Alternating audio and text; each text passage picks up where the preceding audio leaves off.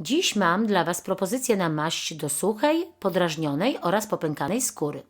Zdecydowałam się pokazać Wam, jak ją robię, bo dostaję coraz więcej pozytywnych, zwrotnych informacji od osób, które ją stosują.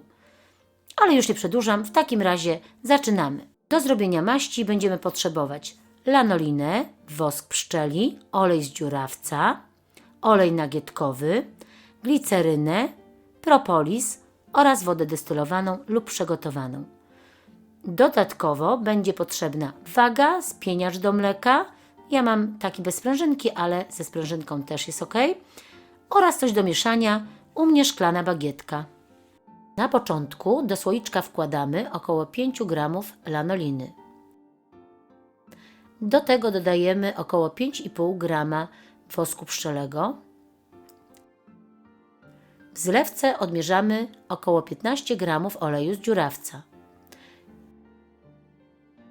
i 6 g oleju z nagietka. Następnie przygotowujemy fazę wodną. Do słoiczka wlewamy 15 ml wody i dodajemy około 3 g gliceryny. Do gorącej wody wkładamy słoiczek z lanoliną i woskiem pszczelim oraz słoiczek z wodą i gliceryną. I podgrzewamy na małym gazie do momentu, gdy faza wodna się podgrzeje, a lanolina oraz wosk się rozpuszczą. Do lanoliny z woskiem dodajemy teraz wcześniej odmierzone oleje. Olej z dziurawca i nagietkowy. Cały czas mieszając. Żeby się dobrze rozmieszało, to polecam jeszcze użyć tutaj spieniacza do mleka. Do fazy olejowej dodajemy teraz fazę wodną, jednocześnie mieszając spieniaczem do mleka. Jak wszystko dobrze się połączy, to do gotowej mieszanki dodajemy 10 kropli propolisu i ponownie mieszamy.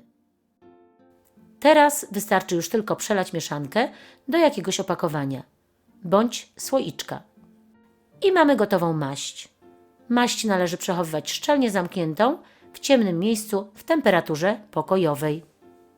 Maść stosujemy kilka razy dziennie w zależności od potrzeb. Używamy jej do suchych miejsc na skórze. Mogą to być skórki przy paznokciach, jakieś atopowe zmiany na skórze, skrzydełka nosa, na przykład gdy mamy katar i podrażnioną skórę w tym miejscu, suche pięty, dłonie, czy suche miejsca na twarzy, swędzące, zaczerwienione powieki, błyszcząca się skóra itd.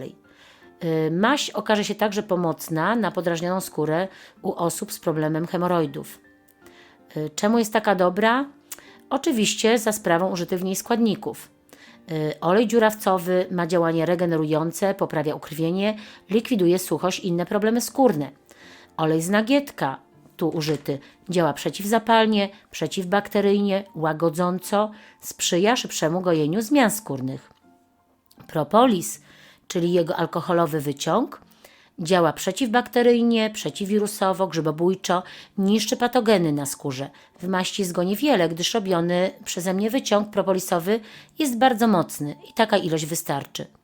Zawarta tu lanolina ma działanie ochronne, utrzymuje wodę w skórze, zapobiega jej nadmiernemu wysuszaniu. Natomiast wosk pszczeli dodatkowo ma w tej maści działanie natłuszczające i wygładzające.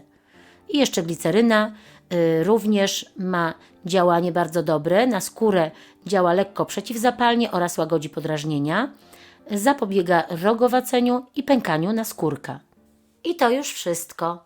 Dziękuję Wam wszystkim za oglądanie i życzę miłego dnia.